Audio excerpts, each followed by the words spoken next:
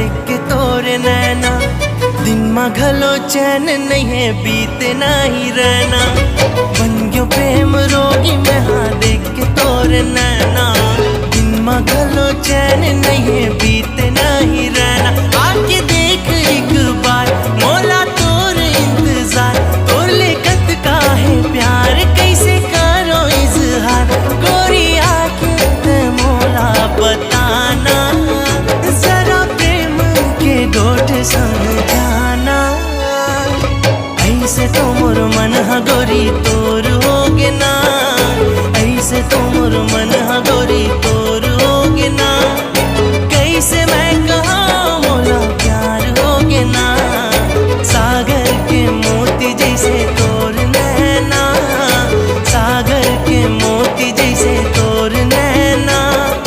कैसे मैं कहा मोला प्यार होगे ना, कैसे मैं कहा मोला प्यार होगे ना।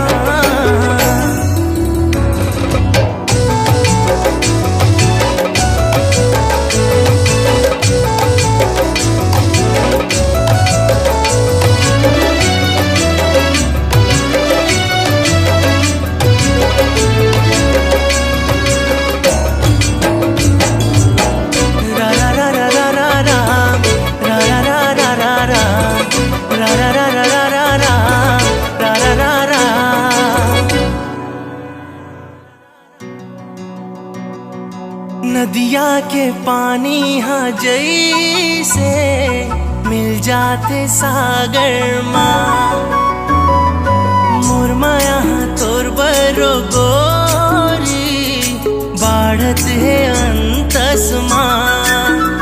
मोर जिंदगी के तहा ठिकाना, मोर जिए के तहा बहाना। तोर तिरछी नजर के नजर के काहे असर, मोला कर डारे अपन बस माँ। ऐसे तो मोर मन हा गोरी तोर होगे ना, ऐसे तो मोर मन हा गोरी तोर होगे ना। कैसे मैं कहा मोला प्यार होगे ना, सागर के मोती जैसे तोर नैना, सागर के मोती जैसे तोर नैना। कैसे मैं कहा मोला प्यार होगे ना, कैसे मैं कहा मोला प्यार होगे ना।